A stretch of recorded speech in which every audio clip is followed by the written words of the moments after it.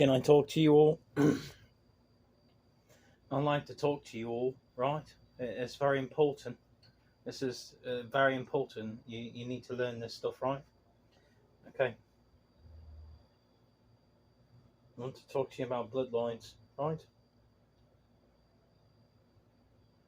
So you can understand these things. Right. So let's go back to the beginning, the founding of the Negro race. These are truths from Inky. This is not conjecture to say you're a liar. No, this is actual reality of how Negro was created. And I'm not joshing at you all. I'm telling you straight up the truth. In the continent of Africa, there is a lake called Lake Victoria. Do you understand the Victoria connection now? Beneath this lake is Inky's old laboratory. At that laboratory, he built a Pythagorean supercomputer that operates Africa from beneath the surface. You all were told all power comes from underground, and those are things that you cannot deny. All the Victoria for love, tag you're it. That's the Pythagorean supercomputer that's in Inky's old laboratory. In real life, mate. 400,000 years ago, this event happened.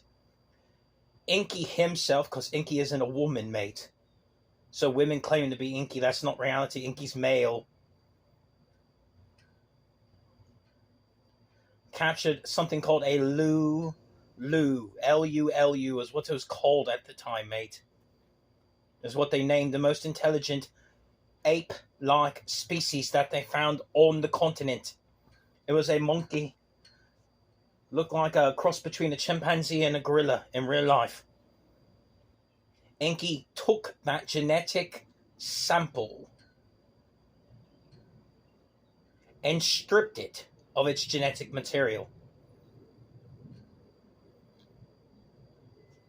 Whole thing was processed. He boarded one of his crafts in real life and flew out to Mars. Have you noticed how the Cydonia region of Mars mirrors Washington, D.C.? Secret occult wisdom, actually, mate. And in that Cydonia region, you can get to Olympus Mons, the inner valley, where he actually had his Mars laboratory.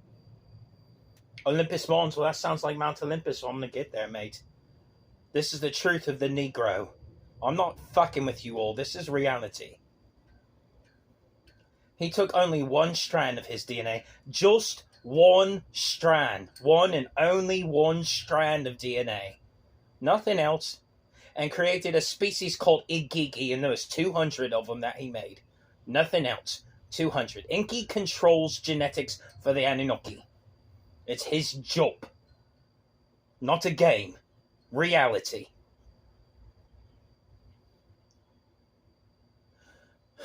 They were called the Sons of God, and the Subarak Mubatuk, which is the Ethiopian Book of Enoch, the old one from the 1800s, not the modern day mistranslation. It talks about the Sons of God, but they are Igigi, is what they were referencing.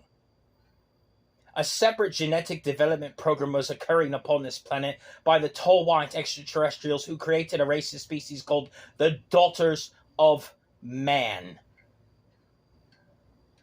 During Genesis 6, it stipulates that the sons of God interbred with the daughters of man, creating men of renown, men of old, talking about the Nephiles. Yes, Nephiles are black.